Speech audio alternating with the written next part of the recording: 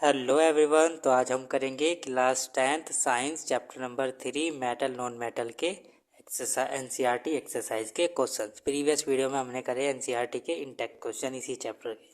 ठीक है, तो देखते हैं आज क्या है। पहला क्वेश्चन है which of the following pair will give displacement reaction. तो इनमें से कौन सा पेयर हमें डिस्प्लेसमेंट रिएक्शन देगा। तो देखना NaCl solution and copper metal. क्या कॉपर NaCl में से Na को हटा देगा? नहीं, क्योंकि Na हमारा क्या है, टॉप पर है रिएक्टिविटी सीरीज में। तो आप रिएक्टिविटी सीरीज को चेक करके बता सकते हैं क्वेश्चन। तो Na कॉपर हमारा NaCl में से Na को नहीं डिस्प्लेस कर सकता, क्योंकि Na हमारा ज़्यादा रिएक्टिव है कॉपर से, तो ये वाली रिएक्शन नहीं होने की। MgCl2 सॉल्यूशन है एल्यूमिनियम मेटल। तो Mg भी हमारा क्या है, ज़्यादा रिएक्टिव है एल्यूमिनियम से, तो एल्यूमिनियम इसको हटा नहीं पाएगा Mg को, तो यहाँ पे भी कोई डिस्प्लेसमेंट रिएक्शन नहीं होने की। ठीक है, FeSO4 एंड सिल्वर, सिल्वर भी हमारा कम रिएक्टिव है Fe से, तो ये भी Fe। ठीक है, तो Fe भी सिल्वर भी Fe को Fe सल्फेट से डिस्प्लेस नहीं कर पाएगा, क्योंकि सिल्वर हमारा इससे कम रिएक्टिव है। तो ये भी कैंसिल हो गया, ये भी कैंसिल हो गया। तो फोर्थ वाला हमारा क्या हो जाएगा, सही, क्योंकि कॉपर मेटल हमारा Ag से ज़्यादा रिएक्टिव है। तो कॉपर AgNO3 में से Ag को क्या कर देगा, डिस्प्लेस। तो क्या हो जाएगी यहाँ पे, डिस्प्लेसमेंट रिएक्शन हो जाएगी। Which of the following method suitable for preventing an iron frying pan from rusting. तो हम कौन सा मेथड अप्लाई कर सकते हैं, क्या प्रिवेंट मतलब से बचने के लिए, आयरन फ्राइंग पैन पे से को रस्टिंग से बचाने के लिए हम कौन सा मेथड लगा सकते हैं। Applying grease, applying paint, applying of coating of zinc, all of the above. तो इसमें आप लगाओगे applying a coating of zinc, कि हम क्या कर देंगे, जो फ्राई पैन है उसके उस पर क्या चढ़ा देंगे, जिंक की कोटिंग चढ़ा देंगे, परत चढ़ा देंगे, तो किससे बच जाएगा, रस्टिंग से। An element react with oxygen to give a compound with a high melting point.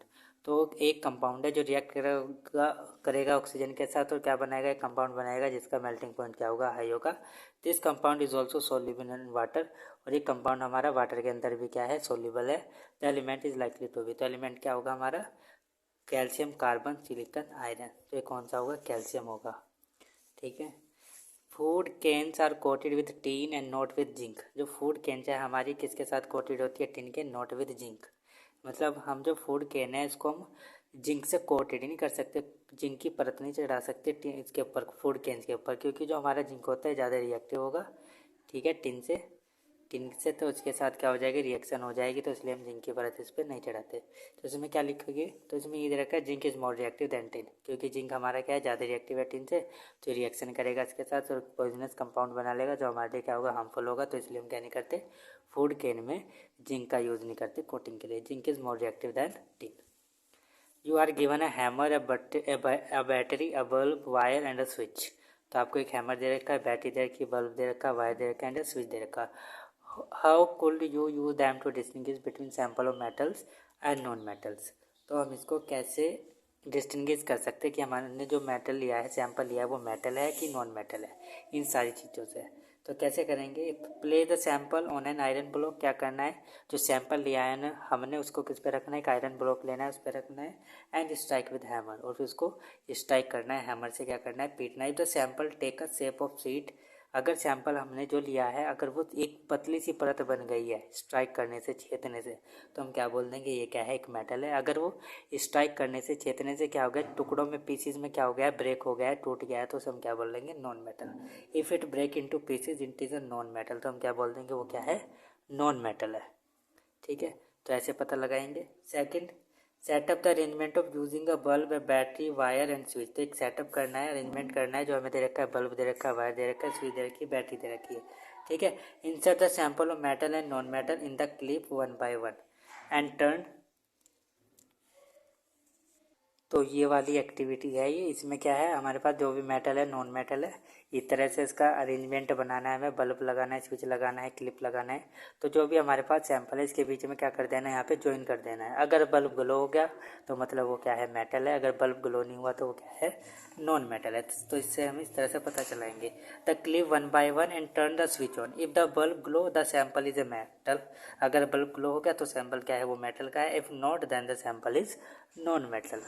ठीक है, ठीक है, तो ये कह रहा है assess the usefulness of this test in distinguish between metal and non metal. तो बताना है the metal the in about method can a general be use to distinguish between metal and non metal. तो इससे हम क्या पता लगा रहे हैं कि हम मेटल और नॉन मेटल के बीच का पता लगा रहे हैं कि इनको डिफ्रेंशिएट करने के लिए हमारे लिए क्या है यूज़फुल है ये वाला method. What are the amphoteric oxide, give two example of amphoteric oxide. Amphoteric oxide क्या होते हैं हमारे, तो एम्फोटेरिक ऑक्साइड हम उनको बोलते हैं जो which show both acidic as well as basic behaviour, जो दोनों तरह के बिहेवियर हमें दिखाएगा, एसिडिक भी और बेसिक बिहेवियर भी, उसे हम बोलते हैं amphoteric oxides. Such metal oxide react with both acid and bases. तो ये मेटल ऑक्साइड हमारे एसिड के साथ भी रिएक्ट करेंगे और बेस के साथ भी रिएक्ट करेंगे, क्योंकि दोनों की तरह क्या कर रहा है, बिहेवियर दिखा रहा है अपना। तो एग्जाम्पल क्या हो जाएगा इसका, एल्यूमिनियम ऑक्साइड और zinc oxide. Metal oxide which show both acidic as well as basic behavior are called amphoteric oxide. Such metal oxide react with both acid and bases. Example aluminium oxide and zinc oxide. Name two metal which will displace hydrogen from dilute acid and two metal which will not. तो दो metal का नाम लिखना है हमें जो hydrogen को displace कर देगा HCl में से, और दो मेटल का नाम बताना है जो इसको डिस्प्लेस नहीं कर पाएंगे हाइड्रोजन को। तो इसमें क्या लिख सकते हैं आप, magnesium and zinc metal displace hydrogen from dilute acid. तो जो मैग्नीशियम है और जो जिंक है वो क्या कर देगा, हाइड्रोजन को डिस्प्लेस कर देगा डाइल्यूट एसिड में से। और दूसरा हो जाएगा copper and silver do not displace hydrogen from dilute acid. और जो कॉपर और जो सिल्वर है हाइड्रोजन को डिस्प्लेस नहीं कर पाएंगे। ठीक है, तो आप इससे पता लगा सकते हैं क्या हाइड्रोजन है, तो हाइड्रोजन से जो ऊपर वाले सारे क्या कर देंगे, डिस्प्लेस कर देगा हाइड्रोजन को इसके एसिड में से। तो आप इसमें से कोई सा भी लिख सकते हो। ठीक है, मैग्नीशियम जिंक बोला था मैंने, इसमें से आप सोडियम कैल्शियम मैग्नीशियम कुछ भी लिख सकते हो। ठीक है, और नीचे वाले इसको डिस्प्लेस नहीं कर पाएंगे, तो क्या आ गया था, कॉपर एंड सिल्वर। इसमें से भी आप कॉपर सिल्वर मरकरी गोल्ड भी लिख सकते हो कि डिस्प्लेस नहीं कर पाएंगे हाइड्रोजन को डाइल्यूट एसिड में से। तो अब आ गया हमारा question number 8। In the electrolytic refining of a metal lamp what will you take as the anode, the cathode and the electrolyte. तो जब हम इलेक्ट्रोलिटिक रिफाइनिंग कर रहे हैं मेटल की, तो हम उसमें एनोड किसको बनाएंगे, कैथोड किसको बनाएंगे और इलेक्ट्रोलाइट किसको लेंगे, तो ये बताना है इसमें। ठीक है, तो ये एक्टिविटी नहीं है, ये जो भी है, ठीक है, डायग्राम है 3.12 52 पर। तो इसमें देखो जो हमारा ये है एनोड, एनोड बनेगा हमारा इम्प्योर मेटल, जो हमने लिया है इम्प्योर मेटल, इसको प्योर कर रहे हैं, इसमें से मेटल निकाल रहे हैं। और प्योर मेटल की हमारी ये बनेगी कैथोड। तो प्योर मेटल की बनेगी कैथोड, इम्प्योर की बनेगी एनोड, और जो मेटल है उसका ही साल्ट सॉल्यूशन हम लेंगे, उसको क्या बनाएंगे, इलेक्ट्रोलाइट। तो impure metal M is made the anode, then setup of pure metal made strip of pure metal M are as cathode and a salt of solution of metal M as electrolyte। तो अब आ गया question number 9। A Pratyush took sulfur powder on a spatula and heated it। तो ये हमारी spatula है, ये जो स्पून के जैसा आपको दिखाई दे रहा है इसको बोलते हैं स्पैचुला। इस पर क्या रखा है, सल्फर पाउडर रखा है और इसको फिर ये हीट कर रहा है। He collected the gas evolve by inverting the test tube over it. तो इसमें से जब आप इसको हीट कर रहे हो तो गैस निकल रही है, गैस किस में कलेक्ट कर रहा है, टेस्ट ट्यूब में। ठीक है, तो क्या क्वेश्चन आएगा, our sonic vote will be the action of gas on dry litmus paper. तो गैस का क्या एक्शन होगा जब हम इसके पास क्या लेकर आएंगे, ड्राई लिटमस पेपर। तो क्या रिएक्शन होगा, there is no reaction on dry litmus paper, because reaction तभी होती है जब हमारा जो या तो गैस हमारी एक्वस में होती है, इसमें वाटर मॉलिक्यूल होते हैं, या फिर ये लिटमस पेपर हमारा वेट होता है, ठीक है, गीला होता, तब ये रिएक्शन शो करता। तो क्या आ जाएगा, no action of the gas. ठीक है, second moist litmus paper, moist litmus paper के साथ ये रिएक्ट करेगा और क्या बनाएगा, wet litmus paper will turn red. तो जो वेट लिटमस पेपर है इसको किस में टर्न कर देगा, ये रेड में।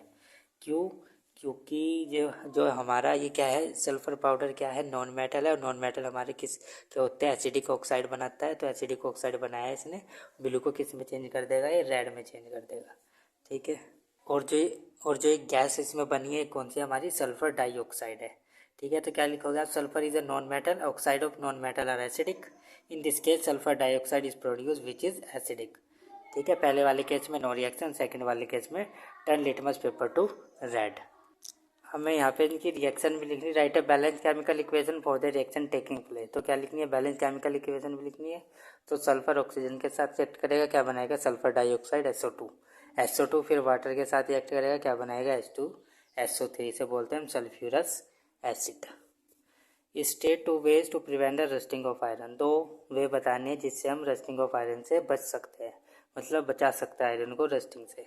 तो इसमें क्या आ जाएगा, अप्लाइंग ग्रीस या फिर पेंटिंग, गैल्वनाइजिंग, कुछ भी लिख दो। Rusting of iron can be prevented by applying grease और पेंट बाय गैल्वनाइजेशन। ठीक है, तो कुछ भी लिख सकते हैं। What type of oxide are found when non metal combined with oxygen. अभी बताया है नॉन मेटल हमारे ऑक्सीजन के साथ रिएक्ट करके क्या बनाते हैं, एसिडिक ऑक्साइड। तो इसमें क्या आएगा, acidic oxides are found when non metal combined with oxygen. Give reason. Platinum, gold and silver are use to make jewellery. जो प्लैटिनम है और जो गोल्ड है, सिल्वर है, इसको हम ज्वेलरी बनाने के लिए यूज़ क्यों करते हैं। दिस मेटल आर अनरिएक्टिव, क्योंकि मेटल क्या अनरिएक्टिव है। दे do not react with oxygen, ये ऑक्सीजन के साथ रिएक्ट नहीं करने के। अंदर गैसेज और जो और भी गैसेज हमारी प्रेजेंट है एटमॉस्फेयर के साथ, किसी के भी साथ ये रिएक्ट नहीं करते, तो इनकी जो साइनिंग है ये क्या रहती है, हमेशा क्या रहती है, प्रेजेंट रहेगी, मतलब ठीक रहेगी, साइनिंग इनकी खराब नहीं होने की। तो इसलिए हम इनको यूज़ करते हैं।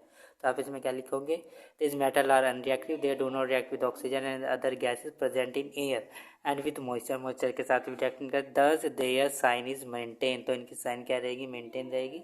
That is why metals are use to making jewellery, तो इसलिए मेटल को यूज़ करते हैं ज्वेलरी बनाने के लिए। Sodium, potassium and lithium are stored under oil. Sodium है, पोटेशियम है, लिथियम है, उसको हम स्टोर करके रखते हैं ऑयल के अंदर। तो क्यों रखते हैं, बताना है कारण, क्योंकि जो सोडियम, पोटेशियम और जो लिथियम है ये क्या होते हैं, बहुत ही ज़्यादा रिएक्टिव हो गए, और बहुत ज़्यादा रिएक्टिव हो गए तो ये एटमॉस्फेयर के अंदर रिएक्ट करेंगे ऑक्सीजन के साथ, और क्या कर लेंगे, कैच कर लेंगे फायर। तो इसलिए हम इसको किस में स्टोर करके रखते हैं, ऑयल में। तो reaction of sodium, potassium and lithium with oxygen is so violent. तो जो रिएक्शन है सोडियम की, पोटेशियम की, लिथियम की ऑक्सीजन के साथ, ये क्या बहुत ही ज़्यादा वायलेंट है। That they catch fire to prevent accidental fire, तो इससे बचने के लिए एक्सीडेंटल फायर से, तो एक्सीडेंटल फायर से बचने के लिए they are stored under kerosene oil. Aluminium is highly reactive metal yet it is use to make utensils for cooking. तो कह रहे कि एल्यूमिनियम हमारा हाईली रिएक्टिव है, लेकिन फिर भी हम इसको किस लिए, यूटेंसिल्स बनाने के लिए यूज़ करते हैं। क्यों करते हैं, बिकॉज एल्यूमिनियम क्या हमारा गुड कंडक्टर ऑफ हीट है। सेकंड, ये एल्यूमिनियम रिएक्शन करता है ऑक्सीजन के साथ और अपने ऊपर क्या बना लेता है, एक लेयर बना लेता है एल्यूमिनियम ऑक्साइड की, और फिर उसके बाद उसको ये एल्यूमिनियम को फर्दर कोरोजन नहीं होने देने का, मतलब उसको फर्दर उसमें क्या नहीं होने का, कोरोजन नहीं होने का, ख़राब नहीं होने का, एक प्रोटेक्टिव लेयर इसको प्रोटेक्ट करके रखेगी। ठीक है, this is because aluminium is a good conductor of heat. Aluminium form a layer of aluminium oxide at high temperature which is prevent further corrosion. तो आप इसमें ये आंसर लिख सकते हैं। Carbonate and sulphide ore are usually converted into oxide during the process of extraction. जो carbonate है, carbonate and sulphide are ore usually converted into oxide during the process of extraction. मतलब जो कार्बोनेट है, sulphide है, इसको हम oxide में क्यों कन्वर्ट कर रहे हैं, जब हम एक्सट्रैक्शन कर रहे हैं, प्रोसेस कर रहे हैं एक्सट्रैक्शन की, क्योंकि जो ऑक्साइड में से हम मेटल को इजीली क्या कर सकते हैं, एक्सट्रैक्ट कर सकते हैं देन सल्फाइड और कार्बोनेट में से। तो इसलिए हमको क्या करना पड़ता है, कार्बोनेट को और सल्फाइड को पहले हम करेंगे ऑक्साइड में चेंज, फिर उसके बाद क्या करेंगे, मेटल एक्सट्रैक्ट करेंगे। तो इसमें लिखना है, it is easier to reduce oxide than the carbonate and sulphide to the metal. You must have seen Turney's copper vessel being cleaned with lemon or tamarind juice. Explain why this sort substance is effective in cleaning the vessel. तो आपने देखा होगा कि जो Stoinis copper vessel है, जब इसको हम क्लीन करते हैं लेमन से, टर्मरिन जूस से, ठीक है, मतलब कर सकते हैं इसको साफ हम कॉपर वेजल को। तो explain why this sour substance are effective in cleaning the vessel. तो बताने की जो सोर्स सब्सटेंसेस इतनी इफेक्टिव क्यों है क्लीन करने के लिए, कि क्लीन किस तरह से कर देते हैं इन सब्सटेंसेस को जो हमारे कॉपर वेजल है। तो इसमें क्या रीज़न होगा, जब कॉपर हमारा एटमॉस्फेयर में रखा रहेगा तो एटमॉस्फेयर में ही रिएक्ट करेगा गैसेस के साथ और क्या बना लेगा, carbon dioxide to form green layer. Copper on keeping in air react with atmospheric carbon dioxide. तो कॉपर को जब हम हवा में रखेंगे, एयर में रखेंगे, तो किसके साथ रिएक्ट करेगा, कार्बन डाइऑक्साइड के साथ रिएक्ट करेगा और क्या बनाएगा, ग्रीन लेयर बनाएगा, जिसे हम बोलते हैं copper carbonate. To form a green layer of copper carbonate. Copper carbonate react with citric acid, और कॉपर कार्बोनेट हमारा सिट्रिक एसिड या टर्मरिन एसिड के साथ क्या कर सकता है, टार्ट्रिक एसिड के साथ क्या कर सकता है, रिएक्ट कर सकता है। और ये किसके अंदर प्रेजेंट होते हैं, हमारे लेमन और टर्मरिन के साथ। And lemon and tartaric acid present in tamarind to form soluble copper citrate और कॉपर टार्टरेट। तो जब इसके साथ रिएक्ट करेगा क्या बनाएगा, एक सोल्यूबल कॉपर सिट्रेट बनाएगा और कॉपर टार्टरेट बनाएगा। तो जब हम इसको वाटर के अंदर डाल देंगे तो ये सोल्यूबल है, ये निकल जाएगा और ये सफा हो जाएगा। The vessels are then cleaning using water. उसके बाद हम क्या कर देंगे, इसको क्लीन कर देंगे वाटर के साथ, और ये क्या हो जाएगा, हमारा क्लीन हो जाएगा। Differentiate between metal and non metal on the basis of their chemical properties. तो डिफ्रेंशिएट करना है मेटल और नॉन मेटल के बीच में, तो बताना है कि क्या, तो इसके बीच में पहला आ जाएगा metal are electropositive, non metal are electronegative, पहला डिफरेंस। सेकंड, ऑक्साइड और metal are basic in nature, जो ऑक्साइड होते हैं मेटल के वो किस नेचर के हो गए, बेसिक नेचर के। ऑक्साइड और non metal are acidic in nature. Metal displace hydrogen from dilute acid, metal हमारे डिस्प्लेस कर देता है हाइड्रोजन को डाइल्यूट एसिड में से। They can not replace hydrogen from dilute acid, non metal can not displace hydrogen from dilute acid. Metal they react with water to form oxide and hydroxide, जो metals होते हैं हमारे react करेंगे water के साथ, क्या बनाएंगे, ऑक्साइड हाइड्रोक्साइड। और नॉन मेटल हमारे वाटर के साथ रिएक्ट नहीं करते, तो they do not react with water. तो आप इसमें डिफरेंशिएट लिख सकते हैं। A man went to door to door posing as goldsmith, he promised to break the glitter of old and dull gold ornament, and suspecting lady gave a set of gold bangles to him which he dipped in the particular solution. The bangles sparkled like new, but their weight was reduced drastically. The lady was upset, but after futile argument, the man beat a hasty retreat. Can you play the detective to find out the nature of the solution he had used? तो एक man है जो door to door जाता है, और क्या है, वो गोल्ड स्मिथ है, ठीक है। वो क्या कह रहा है कि जो आपके पुराने सामान है, ज्वेलरी है जो आपकी, तो मैं उनको क्या कर दूंगा, साफ़ा कर दूंगा, मतलब धो दूंगा या साफ़ कर दूंगा। इनकी जो शाइनिंग है, जो डल हो चुका है, उनकी शाइनिंग वापस आ जाएगी, ठीक है, वो बिल्कुल नई आपको लगने लगेंगे। तो एक लेडी है, उसने दे दिया उसको कि ठीक है भाई कर दो। तो उसने क्या देखा, उसने उस पर शाइनिंग तो आ गई है, लेकिन उसने क्या देखा कि इसका वेट क्या हो गया है, बहुत ही ज़्यादा कम हो गया, उसका जो वेट है वो सभी कम हो गया, बहुत हल्की हो गई है वो जो भी उसकी ज्वेलरी थी। तो फिर उसके साथ उसके क्या हुई, आर्गूमेंट हुई है। तो उसके बाद उसने एक डिटेक्टिव को मतलब कोई आया जो उसको, तो आपको बताना है can you play the detective, क्या आप प्ले कर सकते हो डिटेक्टिव, आप बता सकते हो कि उसने कौन सा सॉल्यूशन लिया है जिससे शाइनिंग आ गई है, लेकिन इसका वेट क्या हो गया है, डिक्रीज हो गया है। To find out the nature of the solution he had use, तो आपको क्या करना है, इसका सॉल्यूशन का नेचर भी बताना है कि जो उसने यूज़ किया है। तो सॉल्यूशन क्या है, वो aqua regia. The solution he had use was aqua regia. तो क्या है, एक्वारेजिया है, लैटिन फ्रॉम रॉयल वाटर। इसका मीनिंग क्या है, लैटिन में रॉयल वाटर है। Is freshly prepared mixture of concentrated hydrochloric acid and concentrated nitric acid in the ratio of 3:1। तो किसका मिक्सचर है, कंसनट्रेटेड HCl का कंसनट्रेटेड HNO3, और किस रेशो में, 3:1 में से बोलते हैं aqua regia. It can dissolve gold even though neither of these acid can do so loan, मतलब ये क्या कर सकता है, गोल्ड को भी क्या कर सकता है, डिजोल्व कर सकता है, उसके अंदर गोल्ड भी हमारा क्या हो जाएगा, सोल्यूबल हो जाएगा। Aqua regia is highly corrosive fuming liquid. Aqua regia क्या है, एक कोरोसिव फ्यूमिंग लिक्विड है। It is one of the few reagent that is able to dissolve gold and platinum. ये वो वाला फ्यू रिएजेंट है, फ्यू रिएजेंट में से है जो क्या कर देता है, एबल है गोल्ड और प्लैटिनम को भी डिजोल्व करने के लिए। तो इसके अंदर क्या हो गया है, डिजोल्व हो गया है गोल्ड हमारा, और वो क्या उसमें घुल गया है, फिर वो उसको उसमें से निकाल लेगा और फिर अपना बेच देगा, ठीक है। तो this is our last question, question number 16। Give reason why copper is use to make hot water tank not steel. तो रीज़न बताने की कॉपर को हम क्यों यूज़ करते हैं हॉट वाटर टैंक बनाने के लिए, स्टील को क्यों नहीं यूज़ करते, तो ये बताना है। तो क्या होगा इसमें, कॉपर हमारा कॉपर हमारा स्टील में रिएक्ट नहीं करता और स्टील हमारा रिएक्ट कर जाएगा, इस वजह से हम इसमें इसको यूज़ करेंगे। तो इसमें रीज़न आप क्या लिखो, copper does not react with cold water, hot water और स्टीम। जो हमारा कॉपर है ना तो कोल्ड वाटर के साथ रिएक्ट करता, ना हॉट वाटर के साथ और ना ही स्टीम के साथ। However iron react with steam, हमारा आयरन है ये रिएक्ट कर लेगा स्टीम के साथ। If the hot water tank are made of steel, अगर जो हॉट वाटर है हमारा किससे बना है, स्टील से बना है, then iron would react vigorously with the steam formed hot water. तो जो आयरन है हमारा इसके साथ रिएक्ट करेगा विग्रसली स्टीम के साथ, और क्या बनाएगा, एक कुछ बना लेगा, ठीक है, जो हमारे लिए क्या होगा, पॉइजनस होगा, ऐसा कंपाउंड बन जाएगा इसके अंदर। तो इसलिए हम इसको यूज़ नहीं करते बनाने के लिए, ठीक है। तो इसमें लिखेंगे, इसकी में एक इक्वेशन भी आ जाएगी, 3Fe प्लस H2O4 आएगा यहाँ पे, फिर Fe3O4 प्लस H2O, ठीक है। ये इक्वेशन भी आप इसमें लिख सकते हो, अदरवाइज तो आप ये रीजन लिख दो, ये ठीक है, ठीक है। सो आई होप आप सबको क्वेश्चन समझ में आए होंगे। So thank you for watching this video. अगर आपको वीडियो अच्छी लगी हो, क्वेश्चन समझ में आए हो, तो प्लीज़ वीडियो को लाइक करो, चैनल को सब्सक्राइब करो।